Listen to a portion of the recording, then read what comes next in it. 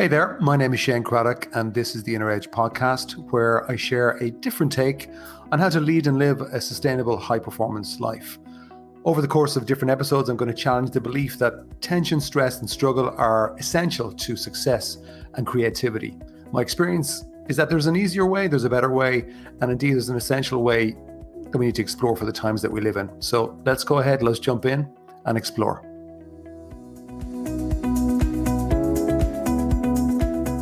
Hey there, I was having a conversation with a client recently enough about busyness. Now, I'm sure you've never heard of the word busyness. You probably don't even know what I'm talking about, right? Anyway, busyness seems to be at an all-time high at the moment. And I can't say that I would never get busy. I would be honest and say that over the last few months, I would say I'm going through a period. It's very intense, very busy. There's lots going on, both work and personal. But I'm happy to say that on the whole, I'm actually very good, all things considered. And it helps, I guess, maybe a little bit with the work that I do, the world that I live in, and the people that I help with, and that I know a little bit about how to manage myself. It doesn't mean I don't drop the ball, though. It doesn't mean that I don't have moments of even overwhelm. But I'm very clear when it comes to things like overwhelm, or even say something like stress, that I'm causing it from the inside out. It's an inner to an outer flow. And that's a massive help to me.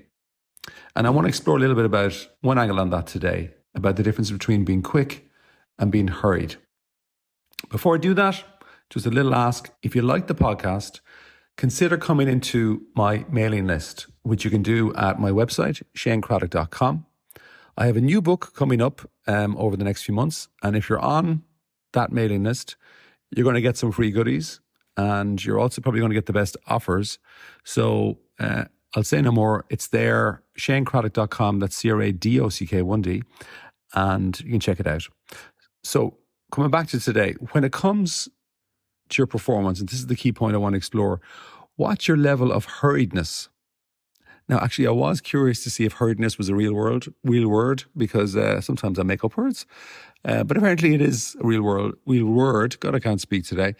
It's a noun, hurriedness. And to start us off with that, I just want to give a little quote from a famous basketball coach, John Wooden, famous guy. Famous in terms of his results, but also particularly famous for his approach and his leadership structure and approach and his philosophy of leadership. The quote is this: be quick, but don't hurry. And he used to often talk about that he wanted, with his teams, he wanted quickness under control, but not hurriedness. Don't hurry. Be quick, but don't hurry. Now, I've been lucky enough to work with some really good sports people over the years, and if they speak to you about moments when they're in the zone or they've been in the zone, they'll explain to you that, other people say, if I'm looking at somebody who's in the zone in a highly competitive environment, it'll often look like that they're making decisions in a lightning fast way. They're performing super fast. But to them, in that experience, everything slows down.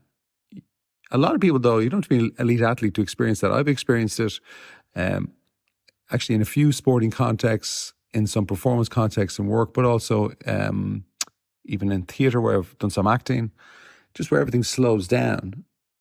Time changes. Now, why? Because your full attention is in that moment, and your engagement levels become very, very high. And flow is definitely a function of your attention, your level of attention in the moment.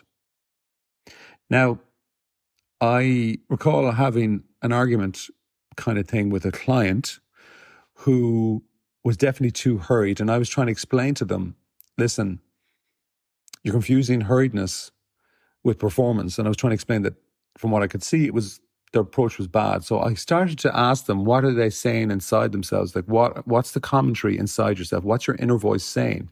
And eventually, after much digging, we kind of got to these kind of phrases inside themselves. I'm running out of time. I'm afraid of X happening. I'm afraid I'm going to fail. I'm afraid I'm not good enough.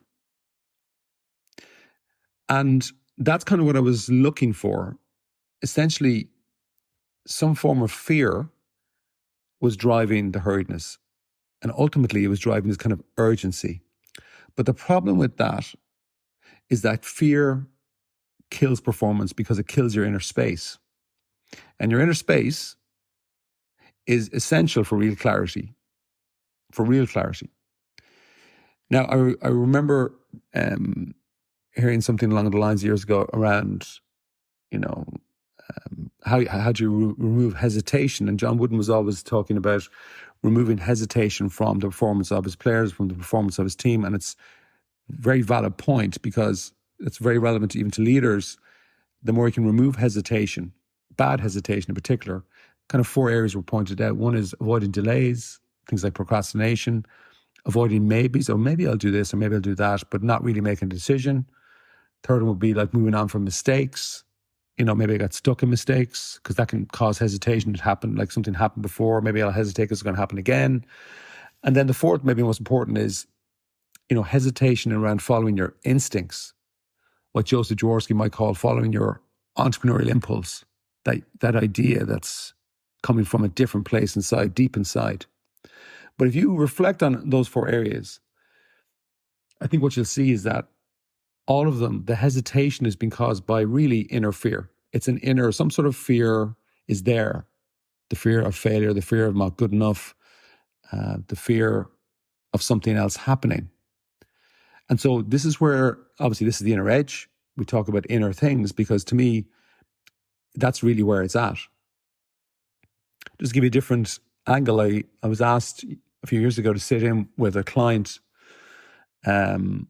who was a CEO of a reasonable sized company, and he was having an issue with one of his lieutenants who he thought was fantastic, but the guy was working all hours of the day and not really moving the dial, and he was extremely busy, extremely hurried, extremely stressed. And this guy, the owner of the company, didn't want that, but couldn't get through to him. So he asked me to sit in a conversation with the two of them. And just to give you the key point out of it was, the lieutenant, he's kind of said, well, look, I'm working 12 to 14 hour days here. I'm working 6 days a week. Like, what else do you want from me? I don't know. Like, you're being totally unreasonable. And I always remember my client, the owner, said, after a little dramatic pause, I don't want busyness. I want results. Which might sound harsh, but he went on to explain that he believed that the guy could get much better results for himself and look after himself, his well-being, and be more present with his family. And he wanted to try and help.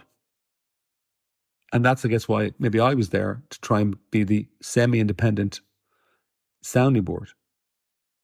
And what came out when I spoke to the lieutenant afterwards was that there was a hesitation there. There was an inner fear because he was so busy, because I suppose, number one, he was avoiding the key things that really had to be done, because I think he was afraid of getting started. He was procrastinating. He was keeping himself busy in the false illusion that that would make him feel better, but actually it was causing a bigger problem. And then he was so busy-minded, he had absolutely no clarity over what really needed to be done, and also what didn't need to be done. Because when you get really busy in your mind, very often you just get busy doing the wrong things. I mean, who can't relate to that? I've certainly done lots of that. Busyness of mind, for me anyway, is the enemy. I know it's not good. It's not good. I won't get my best. The people around me won't get the best out of me either. And most people, I think, are naturally hesitant. And John Wooden was kind of flagging, and certainly his approach was all about removing hesitation from the game. So where might you be avoiding or delaying something? And I wonder, can you link that to your thinking? Or where might you be pausing or slowing down because of a previous past mistake? Maybe you're not even moving because of a past mistake. Where perhaps can you listen to your instincts more? Tune into that little creative entrepreneurial impulse area. Like, where are you hesitating? And I think if you slow down, even for a couple of minutes, and start to dig around those questions, and also look for the link to your thinking, like see what you're saying to yourself. What is that inner voice saying I think what you'll see then is that it will link to some sort of a fear.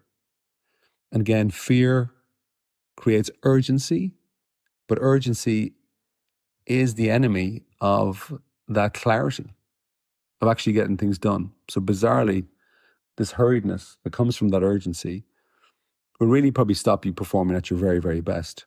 Very different to being quick, to moving fast, to being responsive in the moment. So to close it out, consider the question as well that John Wooden apparently put on the team board in his team's dressing room. You know, if you don't have the time to do it right, when will you have the time to do it over? That's another question that's pretty good, nice one to consider. So we started off saying being quick, but don't hurry. Why? Well, you make mistakes when you hurry. And it's really important not to mistake activity for achievement. That's it for this week. Bye-bye.